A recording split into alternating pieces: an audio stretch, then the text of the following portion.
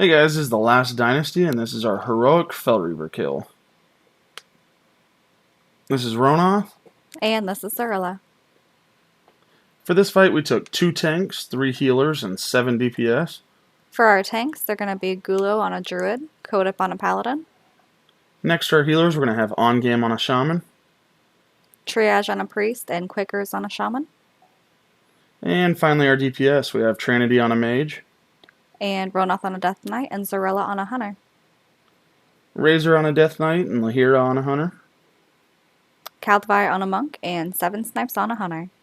So we're going to show you our markers. We actually put blue to the right, where we stack our healers, and then red over to the left for the tank that gets marked with artillery to try to get to. We also mark 1 healer just in case stuff gets a little bit hectic. We have a stack point for our healers. So here at the beginning, we're going to lust and pre-pot, just to try to push them as fast as possible. Plus, everybody's cooldowns are on cooldown. As you see, we're keeping the damage towards the middle. That way healers can go to blue, because when he barrages, he usually targets a healer 9 times out of 10. That way it's easy for DPS. We don't have to move. So there's barrage. Everybody's getting out of the way because it does do a decent amount of damage. Then you have artillery going off over there hitting the tank.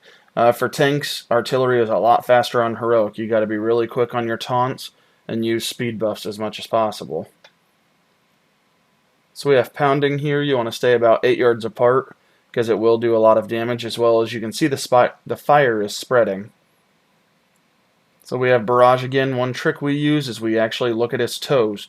If his toes are pointing towards you, get out of the way. Makes it easier for people to look at his toes than it is to look up at his face. So we're going to speed it up a little bit because it's pretty rinse and repeat. One mechanic we haven't covered yet is Blitz. He will charge in a straight line. Anybody that is in that line, he will hit them and pick them up and take them across the room and do damage. So 1, there's a lot of damage, and 2, you're getting out of range of your healers, so you need to make sure you dodge it. So we have full charge now. He's actually going to just fly up into the air. Spread your DPS out a little bit on this. Try to keep healers towards the middle, because bombs are going to go all over.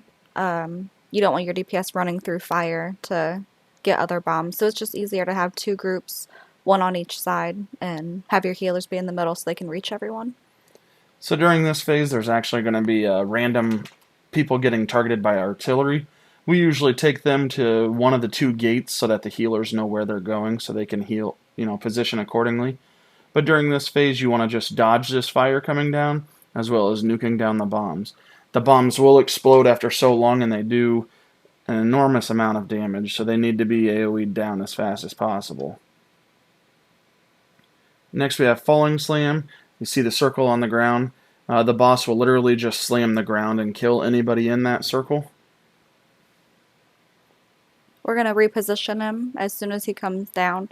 Once again, healers towards blue, damage on his side, and make sure the tanks have somewhere to run for artillery.